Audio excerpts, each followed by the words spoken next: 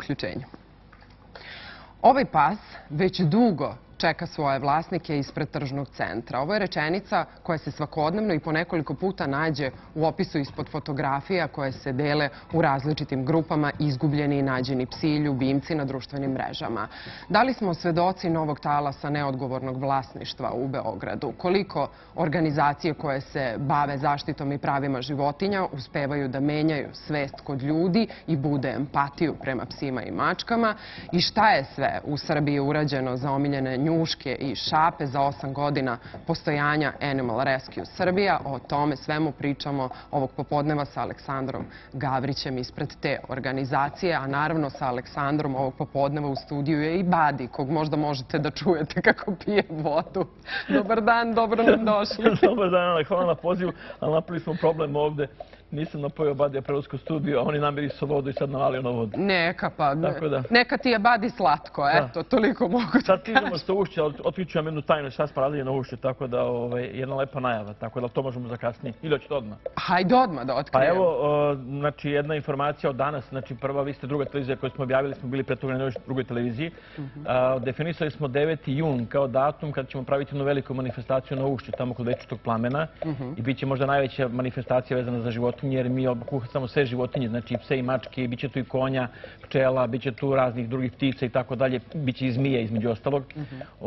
I manifestacija se zove Sve za njih. Jer u suštini kada se neko pita šta bi vi učinili za svog kućnog ljubimca, sve za njih. Tako da jednostavno kažem, pravimo manifestaciju koja se zove Sve za njih i to će biti 9. juna. Pokrovitelj nam je opština Novi Beograd. Biće tu sad raznih izlagača i tako dalje, biće tu svega i svačega, tako da i agilitije i raznih izbora za mis i za, kažem, najnjušku i tako dalje, svašta će da bude. Sjajno i to jesu divne vesti. To je najava, pa smo sad došli baš sa ušća, tamo smo merili dimenzije, gledali gdje će šta bude, gdje ćemo šta postavimo, tako da, eto, jedna lepa vest za Beograđane i sve ostale koji bi želeli da dođu da vide, da dođu sa svojim ljubimcima. Biće razno takmičenje, na primjer Temptation koji mi organizujemo, da testiraju svoje ljubimce kako reaguju. I znači pripreme su uveliko krenule bez obzira što ima vremena do zakazanog datuma. Ima vremena, ali da vam kažem nešto, treba krenuti na vreme ako hoćete da ne zakasnite. Kada ste već pomenuli opštinu Novi Beograd, upravo sa njima pokrenuli ste projekat kojim se životinje uvode u zgradu opštine, ali osnovali ste i Animal Rescue Srbija volonterski tim upravo. Da, to je lokalni, da, novobeogradski tim. Znači, faktički smo krenuli tako redom. Imali smo prvo opštinu Stari grad, pa onda opština Novi Beograd. Tako da svakako radimo na tom razvoju lokalnom, jer poenta jeste u tome da se ljudi lokalno aktiviraju. Ljudi najbolje poznaju lokalu gdje su životinje, koje probleme imaju i sve ostalo. I kažem, najbolje da to lokalci rešavaju, ali da im opština pomogne, da im pomognu razne druge službe, komunalne i sve ostale. Jednostavno, poenta je u tome da pomognemo građanima koji imaju pomoć potrebnu. Koliko je bitno da se eto i ta ljubav prema životinjama, tako reći, uvede u jedan komunalni red? Popisujete i hranitelje životinja. Ne da popisujemo, možda to teško reći, popisujemo ih. Pojete u tome da mi pravimo registar hranitelja uličnih i napuštenih životinja, jer je cilj da ti ljudi, da znamo ko su ti ljudi, da svi ostale službe znaju ko su ti ljudi i da ti ljudima pomognemo. Jer imate mnogo ljudi u gradu, u Beogradu i u raznim drugim gradovima Srbije, da ne zaboravimo, znači nije Beograd jedini. Imate mnogo ljudi koji odvajaju posljednji novac koji imaju za životinje, da pomogne životinjama koje su napuštene. Tim ljudima treba pomoć. Tim ljudima treba zaštita na kraju krajeva, da ne pričamo samo o pomoći, nego i zaštiti, jer dešava se često da se takvi ljudi sukobljavaju s ljudima koji ne vole životinje. Onda kad krene napad na te ljude, mi treba prvo da imamo da li ti ljudi to rade ispravno kako treba. Jer imate i one ljude koji hrane životinje, a hrane to na pogrešan način. Naprimjer, neko pravi ruglo ispred zgrade, nema potrebe to da radi, da stavlja gomilu činjenica, da stavlja vodu na sve strane, to može stavi iza zgrade na neko mesto, životinje će namirisati čak i vodu. Tako da jednostavno kažem, neki ljudi iz neznanja to rade, ne iz zle namere.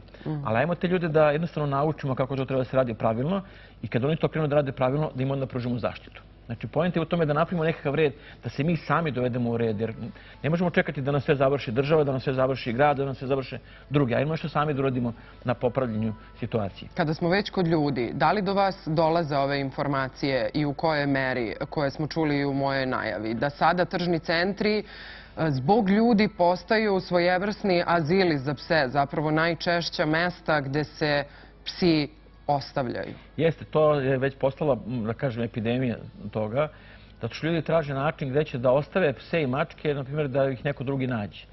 Jedni prave problem, drugi ga rešavaju. Mi imamo besplatnu sterilizaciju uličnih životinja u Beogradu, a ljudi to neće da koriste. Ljudima je bogohulno da sterilišu životinju, a nije bogohulno da ostave štence, mačiće na sve strane. Tako isto i sve ostave. Ima situacija kad ljudi stvarno nemaju izbora, kad ne znaju gde će, šta će, jednostavno. Svi koji se bave životinjama su prepuni. Svi azili su prepuni, stvarno, jer kažem, mi kao građani ne vodimo račun o tome da nismo odgovorni vlasnici. To je ono što je problem. Odgovorno vlasništvo je veoma bitan problem i odgovorno vlasništvo počinje pre nego što uzmete životinju. Što znači, ako vi niste razmislili dobro, nego ste uzeli tako olako živo biće, a onda ga tako isto olako izbacili na ulicu, vi ste napravili problem. Taj problem pravi određena kategorija ljudi, a onda se nalaze drugi ljudi koji to rešavaju. Tako da ne možemo da grešimo dušu da nije svaki put opravdano, ali retko kad, mislim, nemojte uzimati psa ako nemate uslova za držanje. A onda ne morate da ga izbacujete negde. Zato kažem, tu moramo da razmišljamo, da se edukujemo, da radimo upravo svi mi. Hvala vama medijima koji pričate na te teme. Vam je važno, na kraju kraja imate te redovne emisije i kažem, ja sam vam beskrajno zahvalan na svemu tome što radite, jer time mi utičemo na građane, time ih osvešćujemo, time ih upozoravamo na vreme šta može da se desi kao problem. Ne samo za njih, nego je mnogo veći problem za te životinje koje izbacite na ulicu, koje nemaju adekvatno rešenje. Kako će same da se snađu? Ali koliko smo svesni? Evo, Animal Rescue Srbija postoji već 8 godina. Tako je, evo sutra. Za ovih 8 godina, šta biste rekli? Sutra će biti 8 godina.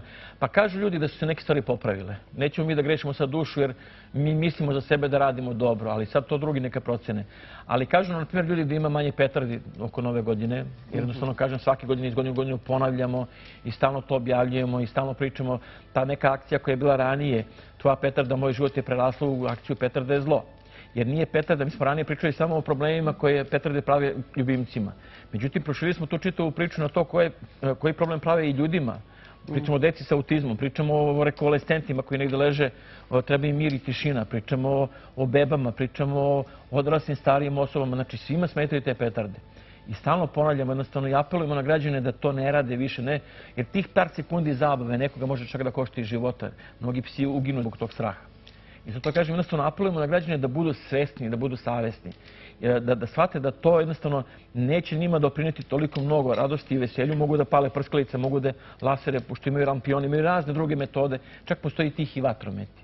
I apelujemo na ljude koji vode gradove po Srbiji, znači da ne koriste više, da ne troše novac na takve stvari.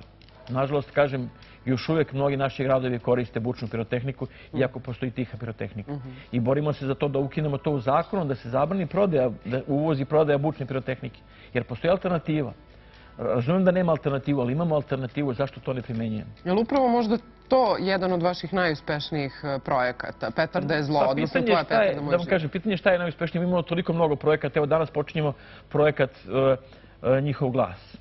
To je projekat u kome ćemo pozvati sve vas, poznate ličnosti iz sveta medija, iz sveta muzike i sve ostale. Evo, konkretno i vas ćemo pozvati da date svoj doprinos time što ćete snimiti jednu kratku poruku koju ćemo objaviti posle u medijima, ne samo kod nas, nego i u inostranstvu.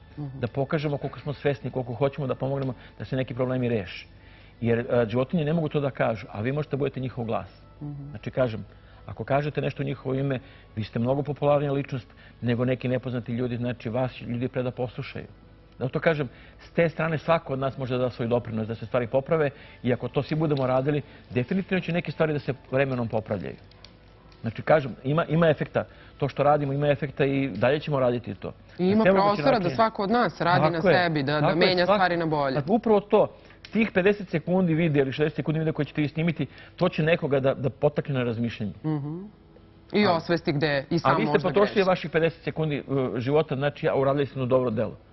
Zato kažem, šta je tu problem da svako od nas to uradi? Pomalo da skrene pažnju, da kaže nekome, da kaže prijateljima i komšijama. Evo, ja sam pričao, prošle godine sam rekao drugaru koji mi se hvalio kako je pravio vatromet. Dobri smo drugari, znamo se godinama i ja mu kažem, znaš šta si učinio? I samo sam mu to lepo objasnio, znači nisam se ništa svađao s njim niti raspravljao. I na tu poruku koju sam njemu poslao, pošto mi se hvali tim vatrometrom, on kaže, u pravu si, nisam o tome razmišljao. Eto, to je upravo to. Ajmo da pričamo ljudima samo o tome i kažem, nisu ljudi nenormalni. Mi verujemo da su ljudi normalni, samo ne razmišljaju, jednostavno nije im trenutno palo na pamet da o tome razmišljaju. Pa ajde skrećemo pažnju. Zato kažem, vi mediji pričate na razne teme i to je jako važna stvar. Imate edukativnu funkciju, edukativnu ulogu. Za sam kraj ovog našeg razgovora, na šta ste najponosniji za ovih 8 godina? Pa iskreno da budem najponosniji sam na ljude. Na ljude koji su se aktivirali u Arsu i koji su... Imamo mi, kažem, mnogo tih akcija, svako može da iđe na naš sajt da vidi šta smo sve radili, ali sve su to radili ljudi negde. Znači, životinje su te kojima pomažemo. Naravno, i Badi je bio neko ko je učinio i dao svoj doprinos. Badi ide i dan danas radi taj mjavao ekspert po školama. Dok je bio mlađi, radio je kao spasilac. Imamo tu razne neke druge životinje koje nam pomažu na razne načine, ali opet ti naši volonteri su u suštini naše najveće blago.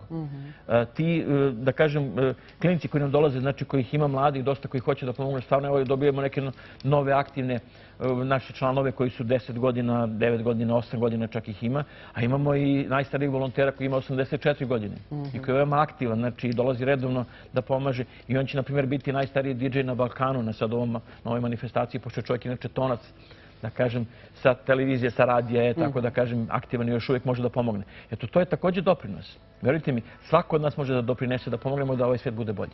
Tako da sam na njih najviše ponosan, eto, kažem, ako stvarno, mislim, toliko ima tih akcija, kad bi krenuo da nabrajam, treba bi vam ceo dan emisiju, mislim, ne bi imali sigurno dovoljno vremena, ali ljudi su to najvažniji.